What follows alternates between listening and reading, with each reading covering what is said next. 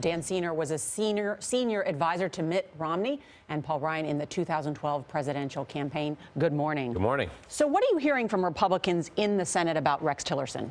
A lot of questions. So with other nominees, you will see statements being issued that basically say that we're greenlighting this. I mean, they actually have to go through the process, but it's going to be, they kind of know where they're going to wind up.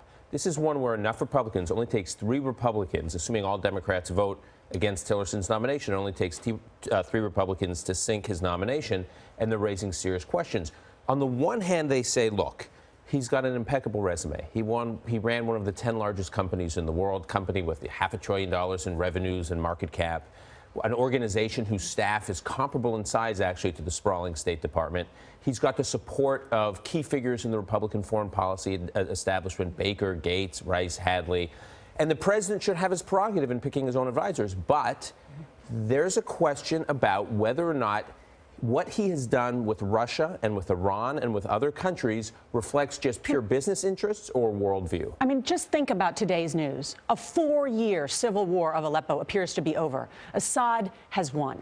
Yeah. I mean, let's talk about that. Is that about Rex Tillerson, or is that about Barack Obama and the administration that's been in power and has had an opportunity to do so? Well, if you look at the trajectory of what happened, 2011, the assault on civilians began. President Obama did nothing. 2013, the red line was issued. President Obama didn't follow through with it. 2014, 2015, Russia intervention, which took the human catastrophe down to a whole other level. I mean, and this was Russia complicity. And we have, I mean, what I think many Republicans believe is over the years, you've had President George W. Bush, you've had President Barack Obama, you've had Secretary Clinton, who've all approached Putin with a bear hug, and they don't want another President and Secretary of State to do the same thing. Well, I mean, do we expect Tillerson to do a bear hug, or do we expect him to be able to talk tough to Vladimir Putin because he knows him, because he has some credibility with him? That is the key question. I spoke to one Republican senator over the weekend who said, look, when Tillerson goes around to do his meetings before its confirmation process, it really depends on what he says in those meetings. Does he say, you guys, come on, I know how to deal with this guy.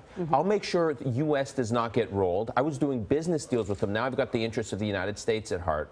And that'll be my focus in dealing with Putin. I know how to deal with him. They'll give him a pass. If he says, no, the things I've said about Putin and Russia reflect my worldview, we need to back off, we need to reduce sanctions, we need to take pressure off Putin, that will be a problem in the confirmation process. You think that this is going to matter in terms of Trump's position as far as the CIA is concerned in Russian hacks? That's going to make Rex Tillerson's confirmation a little bit rocky. Absolutely. The timing has not been great.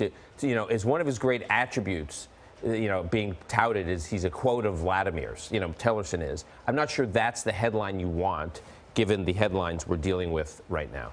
Dan Senor, always good to have you at the table. Thank you so much.